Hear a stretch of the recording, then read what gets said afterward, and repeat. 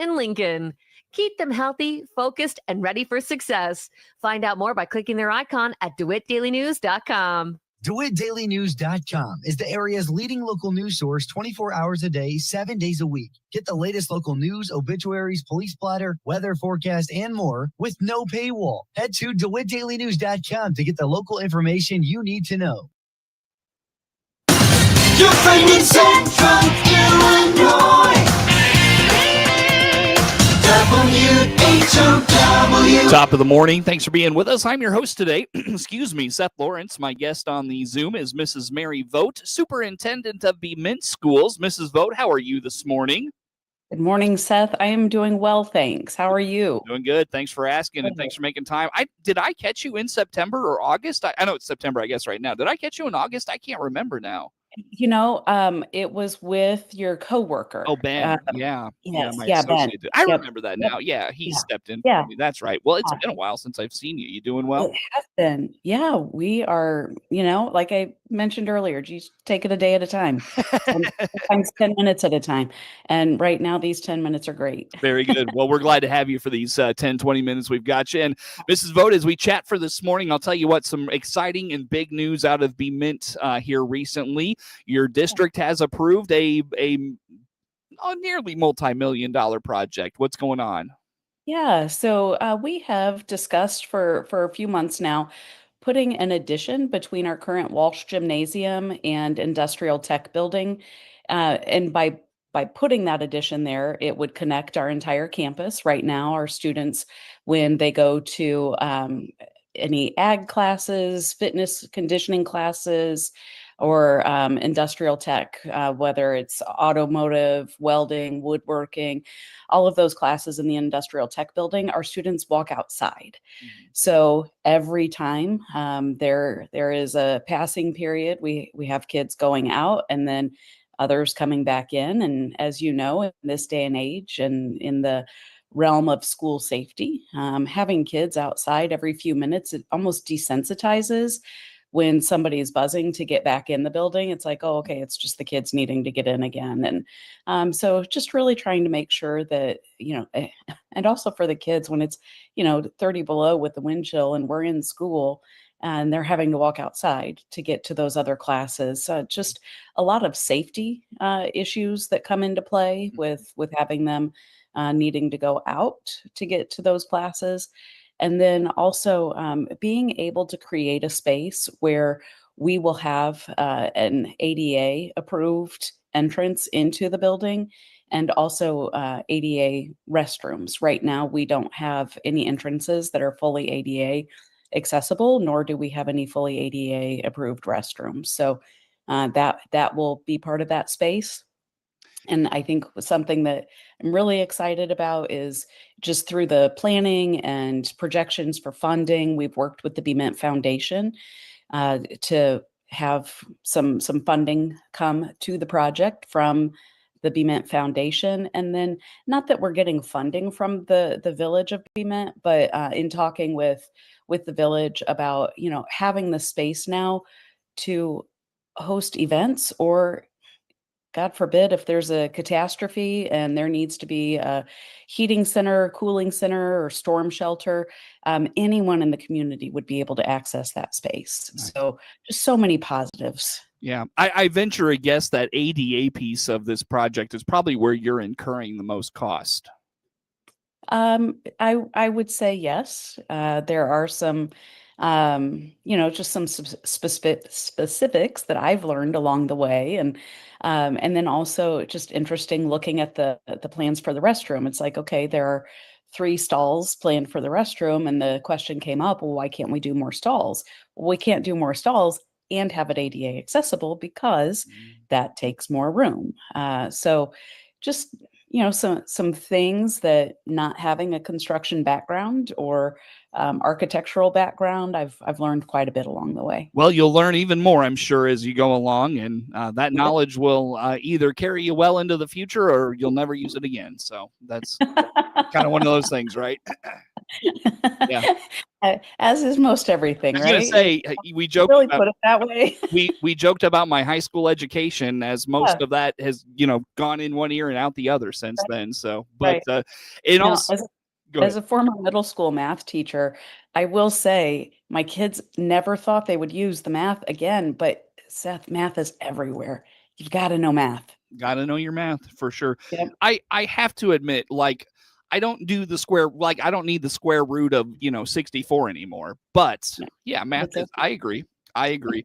Very good, Mrs. Vogt. This all leads me to believe that Bement's just got $1.9 million laying around. Yeah, no. Again, in planning for this project, we had self-funded working cash bonds a couple of years ago. What that means is we were able to purchase our own bonds, and in doing that, we will be paying ourselves back.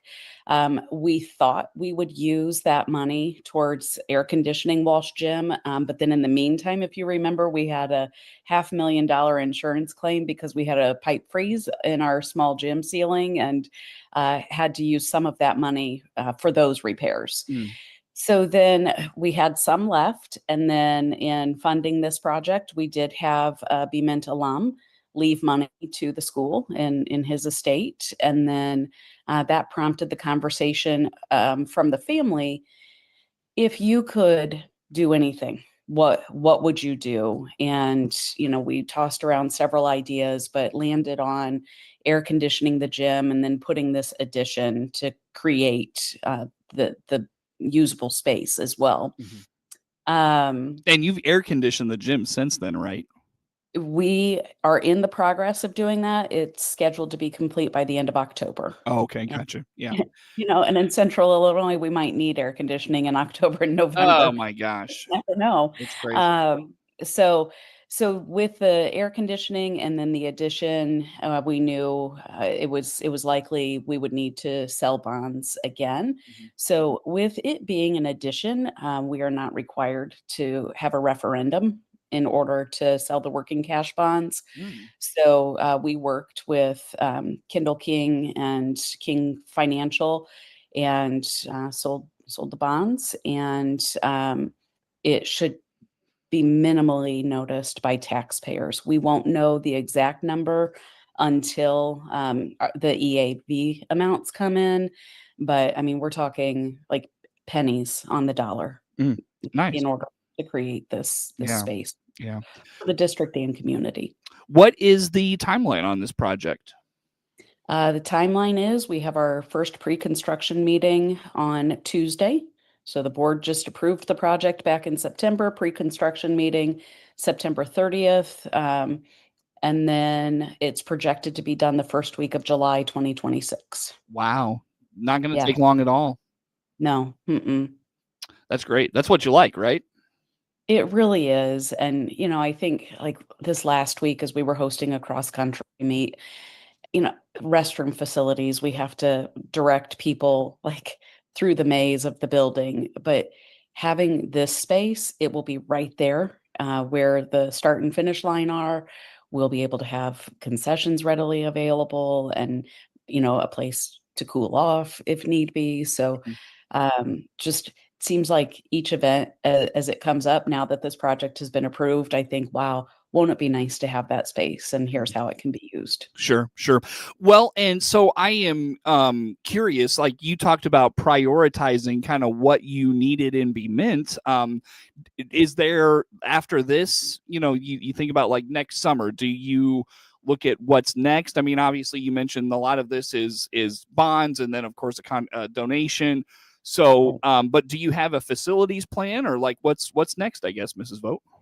Yeah. So we are in the process of establishing that facilities plan. I've had a company come out and do an assessment on what we need as far as tuck pointing. It's been, 12, 15 years since tuck pointing was done. So in a facility where our oldest building was constructed in 1899, the newest portion, in the 1950s, we have to maintain the facility. We can't just wait for problems. So we have that tuck pointing plan that that we will have on the schedule. That will be something then that just happens every summer is a different section of the building addressed. Sure. In my time, we've upgraded the network, we have replaced windows. So I feel like we're doing just a little bit at a time. And I'm hopeful that after this summer, there are no more large construction projects until the next person gets to come in and make those decisions. Well, it was really a safety concern. I mean, you talked about talked about that at the top, and that makes total sense to put that top of mind. It is a safety concern, it's a health concern, all those things. Yes. So- Yeah. Well, and we've completed a project that the board approved over the summer out at our football field.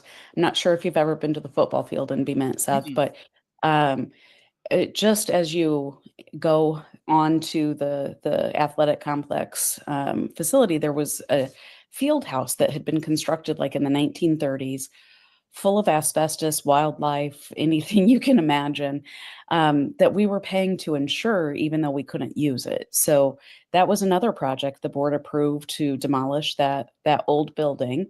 And by doing that, now we're not going to have to pay to insure it. Within a few years, we'll recoup the money it took to demolish it by not having the expense of insuring it. So, oftentimes people think about additions or remodels as upgrades to facilities. I feel like removing that really eyesore and unsafe facility was also a step in the right direction, just as far as keeping our campus looking nice and being safe. Addition by subtraction, as they say. Yes. Yeah. Very good. Very good. Well, on that note, Mrs. Vogt, I'll tell you what, let's break and come back with some more. Best way for folks to follow along with all things Bement schools. How do they do that? www.bement.k12.il.us. Very good. Mrs. Mary Vogt is the superintendent of Bement Schools. My guest on the Zoom. More to come with Mrs. Vogt on the morning show.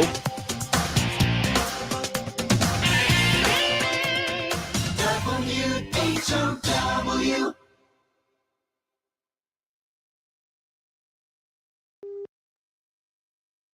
Let's check the opening numbers now at the Chicago Board of Trade on this Friday. Jim Taylor, RFD Radio Network, corn, beans, and Chicago wheat all starting the session lower. December quart opening 424 down 1 3/4. March corn down 1 1/2, 440 3/4, and May corn 449 1/2 down 1 3/4. November beans starting the day 10.11 1/4 down a penny.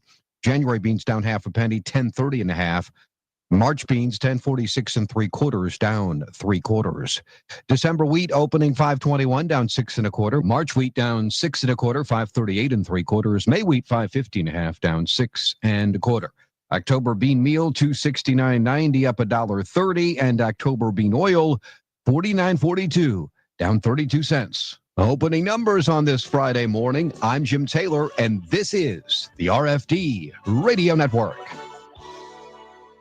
Selection for a new Chevrolet is here at Baum Chevrolet Buick in Clinton and Farmer City. This is Scott Baum. Yes, from the Corvettes to the Suburbans and everything to help your family or business, Chevrolet has value options for your needs. This month, see our Silverado trucks in 1500, 2500, and 3500s in gas or diesel. Our Silverados have big savings with more discounts if you trade yours in. Chevrolet, together let's drive. BaumChevyBuick.com, right from the start. Our local hospitals are the heartbeat of our communities, delivering critical care every hour of every day for everyone, training the next generation of caregivers. Beyond the walls, their benefit to the community is everywhere, driving the local economy and supporting local organizations, initiatives, and neighbors. Illinois Hospitals, healing communities. Learn more at team-iha.org. Sponsored by the Illinois Health and Hospital Association, aired in cooperation with the Illinois Broadcasters Association and this station. Your friend in Central Illinois, WHOW. Once again, a good morning. Thanks for being with us. I'm your host today, Seth Lawrence. The WHOW Morning Show streams to Facebook and YouTube, brought to you by Peterson Insurance, your Pekin Insurance agent in Clinton. My guest on the Zoom, Mrs. Mary Vogt, superintendent of Bement Schools. And Mrs. Vogt, as we catch up this morning, I know you mentioned the $1.9 million renovation. It's also budget time for schools. How's the Bement budget looking right now? The Bement budget is looking pretty good. Are we, just having money to throw around? Absolutely not. But um, the district was left in good financial shape when Dr. Greenwood retired, Mhm. and that gave me the opportunity to then, as she and I talked when I started, it gave me the opportunity to make some of these improvements and address issues that the district hadn't been able to afford for several years. So just through a combination, after COVID, having the federal dollars, tightening up the belt a little bit, and just really overseeing and managing how funds have been spent. We're at a place where, at the end of this fiscal year, we're projected to have about $7 million in the bank, and I'm very proud of that. When I started, we were between $3 and $4 million. So that's part of the reason, again, we're doing these projects. School districts aren't meant to collect money and save it. They're meant to use the money to better the students' learning environment and provide materials. So that's what we're in the process of doing. And I've been surprised here these last few months, again, meeting with the Bement Foundation, talking at the board meetings, that people think that our doors are ready to close and we have no money, because that was the narrative that was out there for so long. And what the board and I are realizing is we need to find a way to get the word out that, no, our doors aren't closing. Our enrollment has remained steady. I think a lot of people, just from the news, you hear about the sports co-ops, and our district is much more than sports. Very successful extracurriculars and academics. And so just, again, trying to get that word out, because no, we don't have a lot of people who can participate in football. But again, part of that narrative is our freshman class only has 5 boys in it. And so if you only have 5 boys in a class, chances are they're not all going to play football. Out of the 5, 1 plays football. So I think for that co-op with Cerro Gordo and Arcola, Bement sends 4 students to the football team. Again, with having just that off balance of who can participate in each sport. So you only have 5 boys in a class, which means you have several girls in the class. Well, we don't have a shortage of girls who are participating in volleyball and basketball, etc., just because the numbers are there. Right. So, another opportunity that we are pursuing, that the board just approved a couple weeks ago at the September meeting, is entering into a co-op agreement with DeLand Weldon, Cerro Gordo, and Blue Ridge for wrestling, boys and girls wrestling. So I think we're sending one girl and 4 boys to DeLand Weldon for wrestling. So, interesting. Our middle school students, their mascot is the Bulldogs. High school students, the mascot are the Broncos, unless it's high school football. And then it's the Purple Riders. And now our high schoolers who wrestle will be Eagles. So all in one year. I joked perhaps we could make like a Noah's Ark mural and just put all of the mascots, with that. But yeah, so much to go off of there, and for the co-op piece, Mrs. Vogt, it's really about giving kids those opportunities, and co-ops are nothing new, and they change year to year, but for everybody, not just Bement, it's everybody. Those change, they come, they go, you get new partners, the old ones leave. It's a revolving door of just getting kids opportunities where maybe your school doesn't have, the infrastructure to make that happen, if that makes sense. That's right. And Seth, what I have found in every iteration of the co-ops that we've been part of, if the adults would get out of the way, the kids are just fine. The kids get along great. The kids love playing with each other. But sometimes as adults, it's hard for people to give up control. And we've just got to move past that and remember that it's about the kids and providing kids opportunities. And if adults can't see that, then the kids won't have the opportunity. Right. Well, Mrs. Vogt, as it relates to the budget piece, what is Bement's largest source of revenue? Where do you see the most influx of dollars from? Most of our money comes from our local taxpayers. We get a fraction of CPPRT. We've talked about this before, where my neighbor gets millions of dollars, I get a couple 100,000 in CPPRT. We get some federal funds, but when I say some federal funds, I'm talking like Title II money, we get $10,000. Early childhood block grant, we get $90,000. We haven't seen an increase in what the district receives for that preschool early childhood block grant in years. And the cost to run the program has increased, but the grant funds have not. And so when we don't have enough grant funds to cover the program, then that means that we dip into our local dollars in order to fund it. Sure. But we do, because it's what our students need. Mrs. Vogt, about a minute left here with you this morning. Anything on the calendar coming up you want to highlight going on in Bement these days? Gosh, we do have homecoming coming up in October. So let me think here. The week of October 13th is when we have our homecoming. No school on that day, on that Monday, but then Tuesday, Wednesday, Thursday, Friday, Saturday, there will be activities. So again, with the change in the football co-op, we won't host a game that Friday night for football, but we will still do our bonfire. We'll still do our pep rally. We'll still do our parade that Friday, October 17th at 1:00. And then at the homecoming dance at Coronation is when we'll honor our Hall of Fame members. And so we're happy to induct Bridget Rund and Michelle Gross into the Hall of Fame for Bement this year. That's cool. Nice. Good one. Couple of recognizable names in that group as well. Very good. Well, Mrs. Vogt, I have to let you go. Unfortunately, Mary Vogt, Superintendent of Bement Schools, our guest. Network News on the way.